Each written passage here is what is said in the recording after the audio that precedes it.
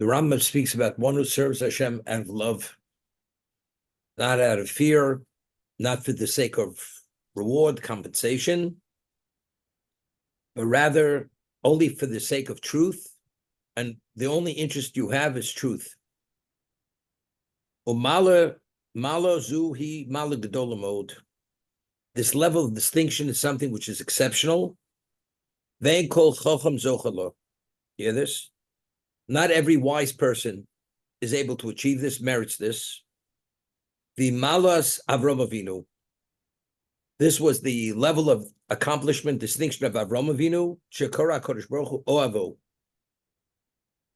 Hashem quantified as Avram as his one who loved him. Oavo. Avram loved God. Vishulo ovad ela bi'avo. He only served God without any ulterior motive, purely out of love. The amalish itzivanu ba'Kodesh Baruch Hu al-yedei Moshe.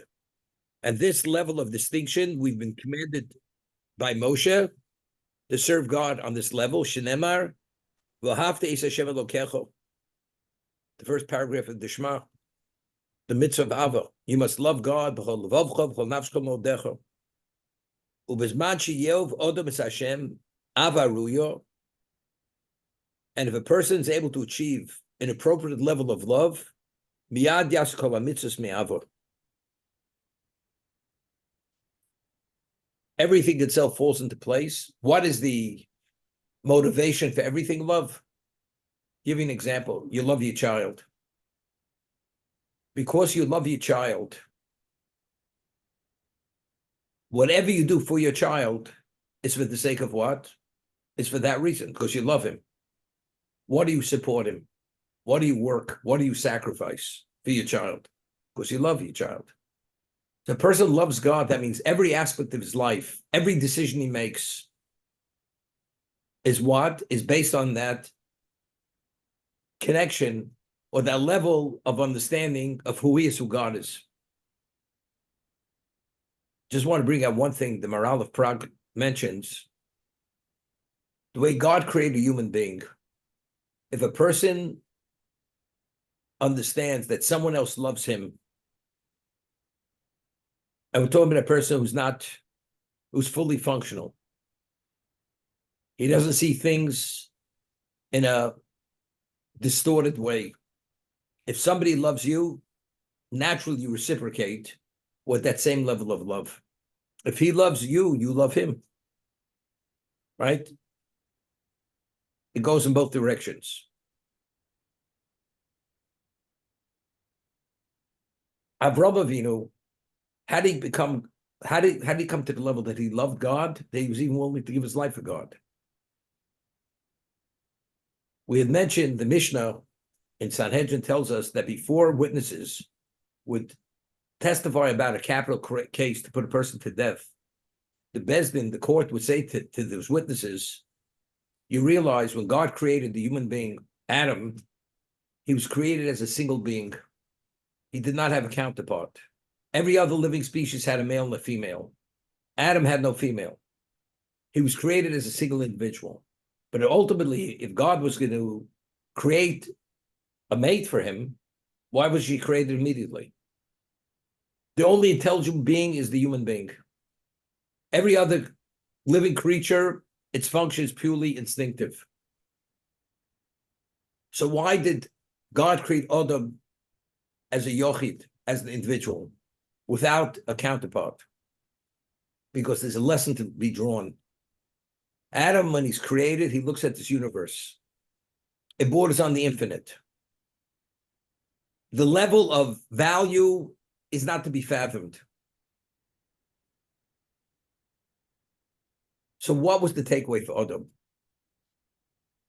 Bishvili nivra olam. This world was created for me, meaning the level of my value, innate value is I need this whole universe, terrestrial, celestial, spiritual, to accommodate and address my potential. That means God endowed me with a potential which is not to be fathomed. The potential of human being borders on the infinite, that you need a whole universe to be able to address whatever the potential is. So when God brings you into this existence and you have an understanding of your relationship with every aspect of this existence, to what degree is God providing for you as a provider? It's not to be imagined. Besides health, intellect, function, but what about to facilitate it at the most advanced level? There's a whole world. The world was created for me. So the court says to the witnesses, you realize, unless you know this beyond any doubt that this man is guilty, don't testify. Withdraw. Because you have to understand the innate value of this human being. His potential is unlimited. You need a whole world to accommodate that potential. Avraham Avinu, when he was of a certain age, he looked at this world, and it says he saw a citadel illuminated. Could you imagine? You see a hotel, an edifice with 10,000 rooms. Each one is illuminated, each one is furnished, and everything's ready to go. And Avram asked the question, Mi balabira, who's the master of this citadel? This phenomenal citadel. Everything is perfect and in place. Who's the master? Because I am the beneficiary of the citadel. I am the beneficiary of this creation. Who's my provider? This touched Avram in such a deep, all-encompassing level. The love was literally uncontainable. He wanted to know who is the one who's provided this world, this context, this existence, for him to advance and to have a level of benefit not to be imagined. Because Avram was touched at this level, he was Ovo. It generated a love that Avram had to God, and especially after God told him, Ani balabiro, I am the master of this citadel. There's a question. Do you bow to the idol? Do you go into the kiln? You go into the kiln. Because to live any other life other than that, to accept anything other than my beloved, I prefer to give up my life. I will give my life for the one who I love more than I love myself, because my whole existence is him. Therefore, Avram was Oavo. God quantifies Avram as the one who loves him, but he only loved him because he had an understanding of what God provided for him, to what degree God created him as a human being, his potential, and what he provided him to facilitate the potential.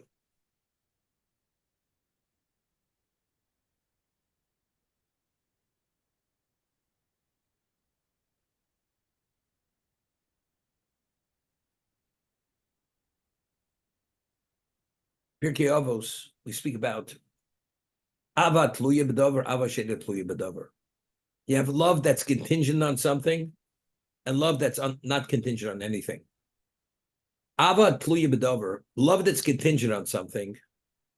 Botla davar botla ava. If whatever that's contingent on no longer exists, the love totally dissipates. Ava she'ena tluya b'davar, love that's not contingent on anything. There's no such thing as anything not existing any longer. It's not dependent on anything. So that love is all enduring. What is it? A man marries a woman. Why? Because she has beauty. Not that he appreciates who she is as a human being. And the beauty only enhances that. It's purely for beauty. The moment the beauty is not there any longer, there's no love, because the love was contingent only on the beauty. It was contingent she was a wealthy woman. The moment she doesn't have the wealth any longer, it was contingent because she will accommodate, take care of all his needs. She's not capable to take care of his needs. There's no basis for the love any longer. That's Ava tluya b'davar. Ava she'ena tluya b'davar means you recognize that person to be special because they're special. It's not based on anything other than recognize that never changes, no matter what. But why do you see that person special? Because you see them to be special. So if you recognize God as the ultimate, as the omnipotent, infinite being, and that being provided everything which is not even fathomable for you. That's Avashena Tluyu Davar at the most exaggerated level, and the most magnified level. The Avram, there was nothing too difficult for Avram. He went to battle with the 4 kings, understanding whatever happened, nothing's too difficult. Because who is he in the fray for? He's coming to defend God's glory.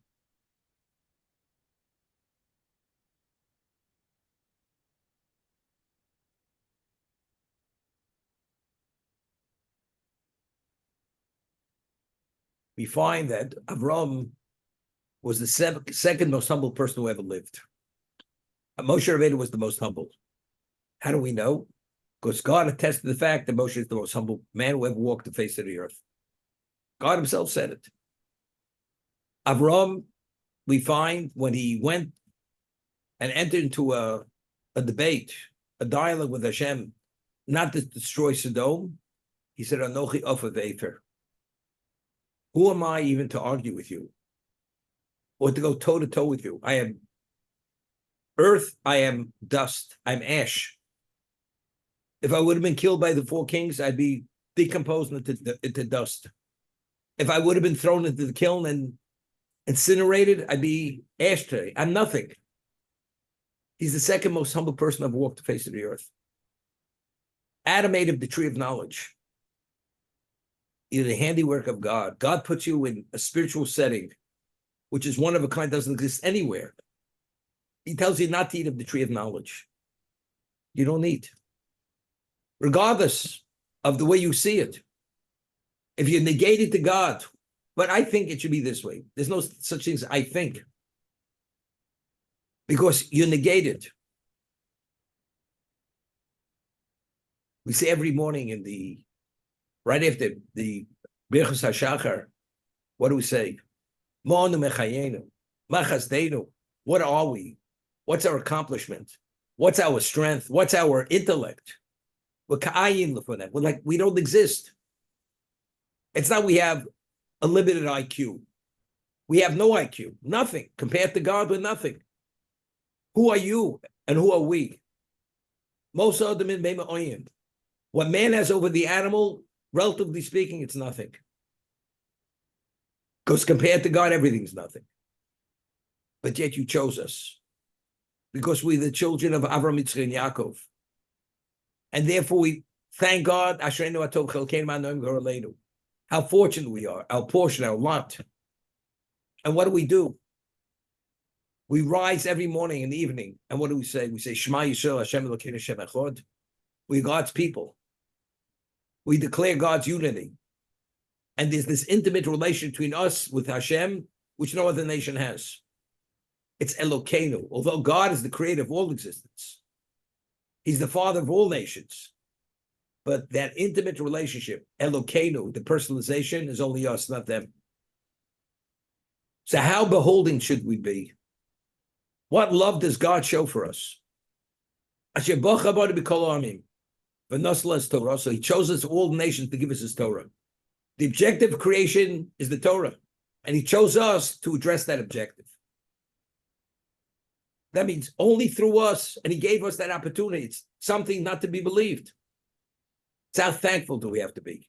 What love does it generate?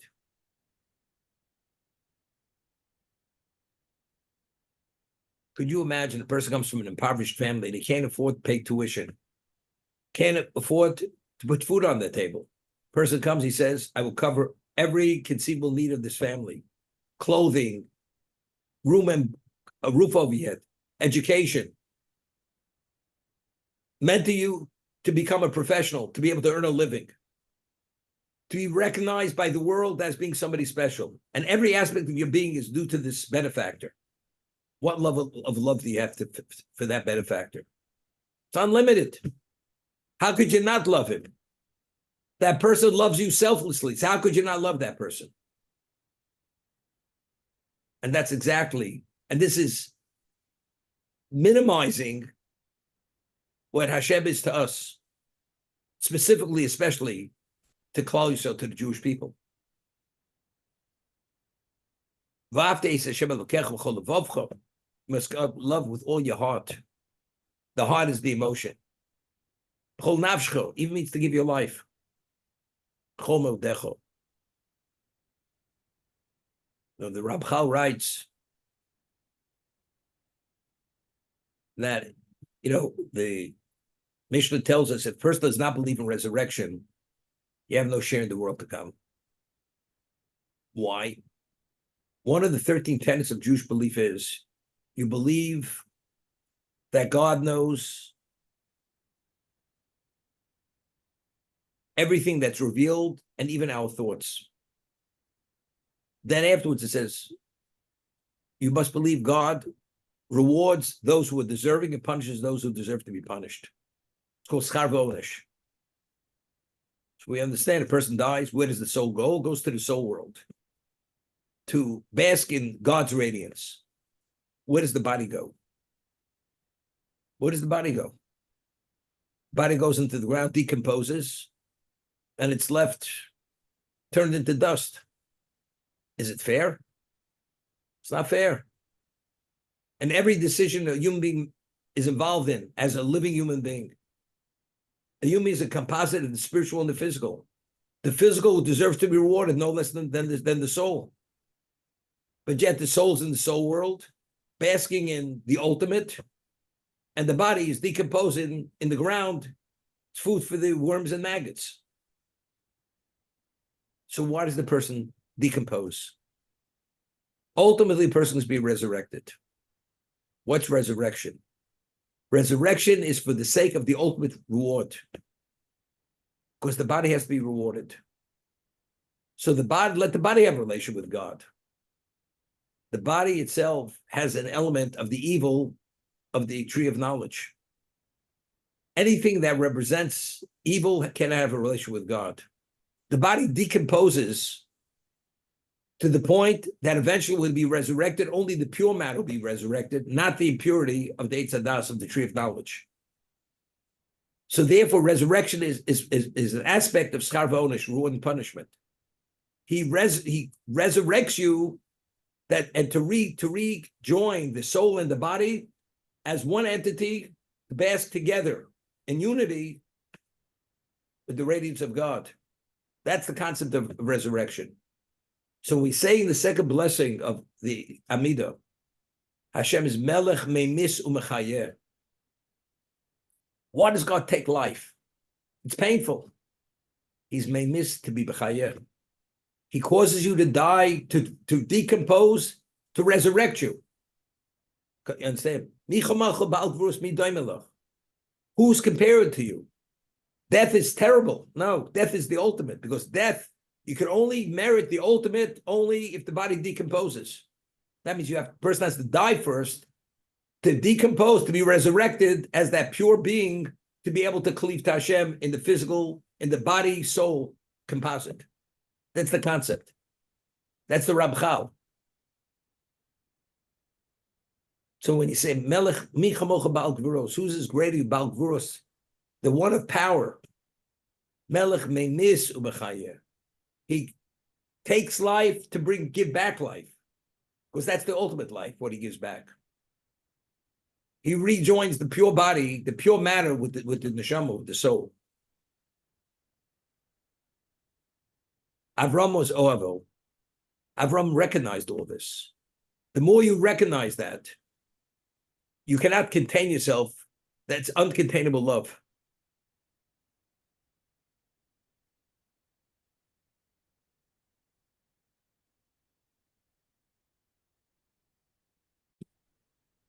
I was giving a women's class, and I said, it's interesting, the most important question that every human being could ask. Never ask that question. Never. What's the most important question we should ask? Why do we exist? Why? Person doesn't believe in God, everything's random. Okay, everything's random. But if you believe in God, I mean, God chose to put you on this earth. Why? That's a question every human being should ask if you believe in God. But people don't ask that question. And any answer you could give me, I will tell you it's not the case. What are you going to say? He put me on this universe because he wants me to be the beneficiary of the world. What about until a certain period in history, 99% of humanity lived below the poverty level? There was always disease, plague, war, and the only one who actually dictated existence were the monarchies. So most people suffered. What's the point? What's the purpose of this existence? Well, the purpose is to contribute to society. Most people don't contribute to society. Well, I'm going to make a mark on society. And if you don't make the mark on society, what's your purpose? Everybody has a purpose. What's your purpose? You have the haves, the have-nots. What's the purpose of the have-nots? So what? So the haves should what? Should be pompous and be condescending to the have-nots. I mean, what's it all about? There's an obvious question. Why do we exist? There's only one answer. And it's the most important question. And the question leads to the answer, unless you bury it. The answer is life is challenges.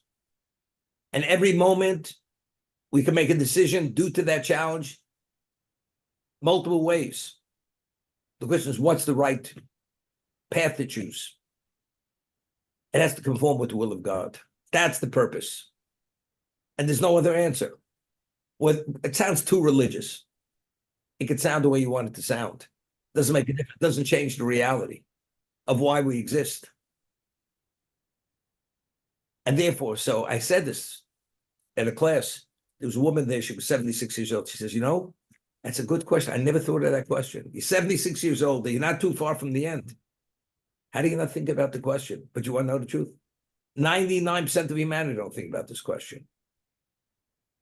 That's why? Because you don't want to confront that question. As long as you could blind side that question, you prefer not to deal with it. If things are okay, they're okay. Avraham Avinu met it head on. I exist. This is the world. Who is the master? I want to pay. I want to reciprocate. I want to be beholden to that master. Of course, my appreciation is so overwhelming. There's nothing I won't do. Even give my life for him. Dedicate my life for him. And that's why Avraham, what did he do?